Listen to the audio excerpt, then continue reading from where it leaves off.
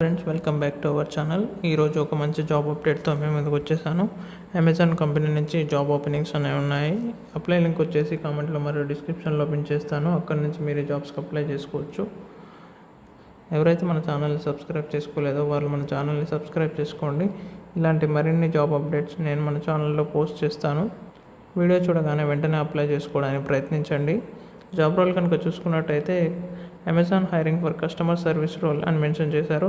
ఈ జాబ్ వచ్చేసి work from office ఉంటుంది. లొకేషన్ వచ్చేసి హైదరాబాద్ అని మెన్షన్ చేశారు.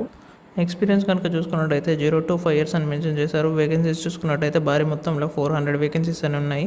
లొకేషన్ వచ్చేసి హైదరాబాద్. శాలరీ వచ్చేసి 2.25 to 4.25 LPA per annum అని మెన్షన్ చేశారు.